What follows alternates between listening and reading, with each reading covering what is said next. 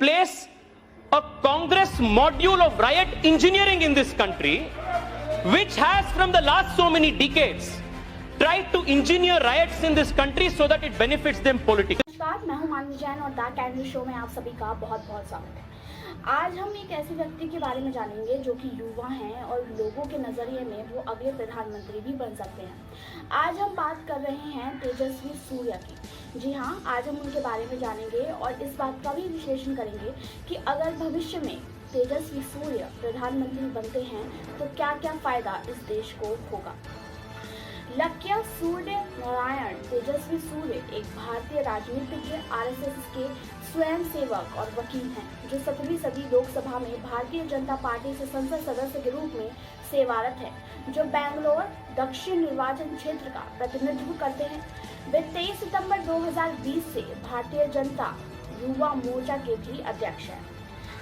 आप जानते हैं कि उन्होंने एक युवा नेता होने के साथ साथ किन किन मुद्दों पर सवाल उठाए हैं और किन किन कानूनों को लागू कराया है। जब हम्पी में एक पवित्र स्थल को तोड़ा गया था, सूर्या ने संसद में इस मुद्दे को उठाया। सरकार से देश के पवित्र स्मारकों की बेहतर सुरक्षा सुनिश्चित करने का आग्रह किया। उन्होंने ये जानना चाहा कि क्या स्वास्थ्य और परिवार कल्याण मंत्रालय ई सिगरेट सहित इलेक्ट्रॉनिक निकोटीन डिलीवरी सिस्टम पर प्रतिबंध लगाएगा। इसके बाद अक्टूबर 2019 में सूर्या ने शहर के मेयर के लिए अल्पावधि पर अपनी चिंता व्यक्त की। उन्होंने कर्नाटक के मुख्यमंत्री से कर्नाटक नगर पालिका अधिनियम 1975 को बदलने के लिए बेंगलोर के लिए एक विशेष कानून नवा बेंगलुरु अधिनियम का मसौदा तैयार करने और पारित करने का आग्रह किया। बेंगलोर में कचरे की समस्या पर सूर्या ने जवाब दिया कि वह केवल इसे ला सकता है, अधिकारियों के नोटिस में और उन्हें चेतावनी देने का सुझाव भी दिया। उन्होंने तब दावा किया कि समस्या को हल करने के लिए उनके पास किसी अधिकार की कमी है। इस प्रतिक्रिया को जनता ने काफी मिलीजुली आलोचना भी उनको मिली। इसके बाद भारत में कोविड-19 महामारी के दौरान सूर्या ने एक बेंगलोर दक्षिण कोरोना वायरस टास्क फोर्स का शुभारंभ किया, जिसमें आवश्यक वस्तुओं की मुफ्त होम डिलीवरी, आपातकालीन चिकित्सा सहायता और मोबाइल कोविड-19 परीक्षण कियोस्क शामिल थे। इसके बाद तेजस्वी ने 5 मई 2021 को बीबीएमपी बेड आवंटन प्रणाली में एक घोटाले का खुलासा करने का दावा किया था। घोटाले में शामिल कुल 7 लोगों को पुलिस ने 10 मई को गिरफ्तार किया था। केंद्रीय अपराध शाखा के अधिकारियों ने कहा कि आरोपी ने बीबीएमपी द्वारा होस्ट किए गए केंद्रीय अस्पताल बिस्तर प्रबंधन प्रणाली में रियल टाइम डेटा प्रविष्टि को कथित रूप से अवरुद्ध कर दिया था और अन्य रोगियों के अस्पताल में अवैध रूप से प्रवेश की अनुमति दे दी थी। भाजपा सांसद तेजस्वी सूर्या ने हाल ही में आरोप लगाया था कि यहां के अस्पतालों ने पैसा कमाने के लिए फर्जी नामों से बिस्तरों को अवरुद्ध किया। ऐसे समय में जब कर्नाटक कोविड-19 के मामले बढ़ते देख रहा था। सूर्य ने कहा कि बृहद बेंगलुरु महानगर पालिका के अधिकारियों ने निजी नर्सिंग होम और अस्पतालों के साथ मिलकर बेड ब्लॉक कर दिया और इसे अत्यधिक शुल्क के लिए आरक्षित कर दिया। कर्नाटक सरकार ने निजी अस्पतालों में 80% बेड कोविड मरीजों के लिए आरक्षित करने का आदेश दिया है। बृहद बेंगलुरु महानगर पालिका को निजी अस्पतालों में इलाज की मांग करने वाले कोविड रोगियों के लिए बेड आवंटित करने का काम सौंपा गया था। हालांकि कोविड मामलों में खतरनाक वृद्धि के कारण अधिकांश बेड पूरी तरह से भरे हुए हैं, जबकि मांग कई गुना बढ़ गई थी। अब बात करते हैं तेजस्वी सूर्य के राजनीतिक दृष्टिकोण की। तेजस्वी सूर्य हिंदुत्व के कट्टर समर्थक हैं। वह स्वामी विवेकानंद, अरबिंदो और वीर सावरकर को उन्हें प्रेरित करने और हिंदुत्व की अपनी विचारधारा को आकार देने का श्रेय देते हैं।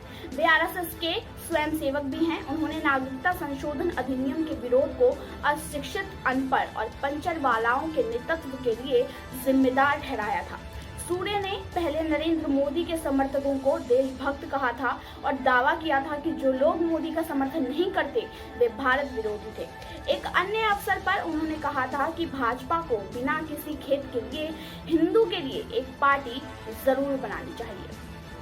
आइए अब हम इस सवाल का जवाब ढूंढते हैं कि अगर आने वाले समय में तेजस्वी सूर्य इस देश के प्रधानमंत्री बने तो क्या यह निर्णय सही होगा और एक प्रधानमंत्री के अंदर किस किस चीज की कौशलताएं होनी चाहिए, इस बात का भी विश्लेषण हम इस वीडियो में करेंगे। तो सबसे पहले एक प्रधानमंत्री को उच्च सदन या निचले सदन का सदस्य होना चाहिए। उसे देश की आवश्यकता के बारे में पता होना चाहिए। उम्मीदवार के पास मजबूत पार्टी बैकग्राउंड होना चाहिए। पार्टी को मजबूत समाज का समर्थन भी होना चाहिए।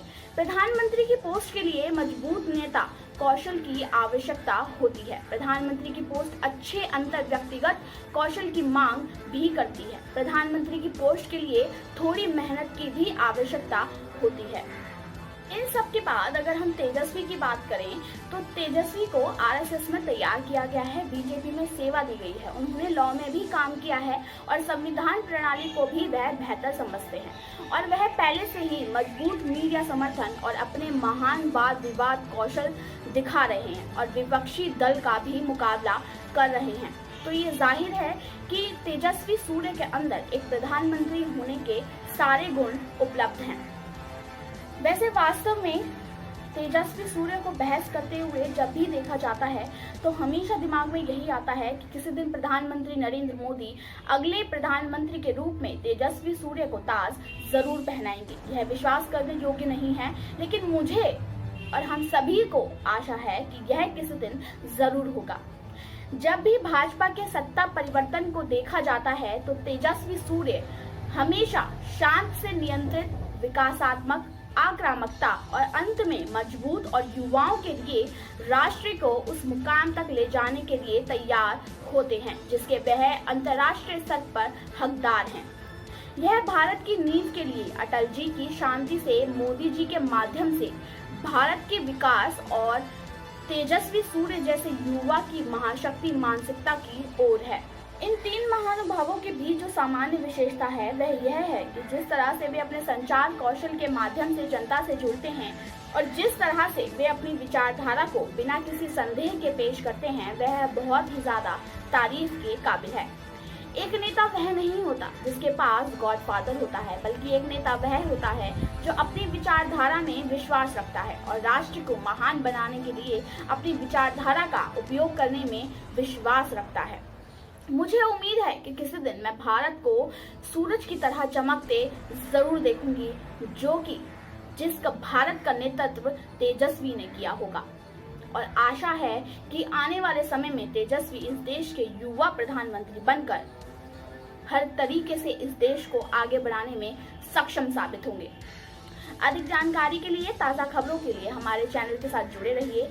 लाइक, शेयर, सब्सक्राइब करना ना भूलें। तब तक के लिए घर रहिए, स्वस्थ रहिए। नमस्कार।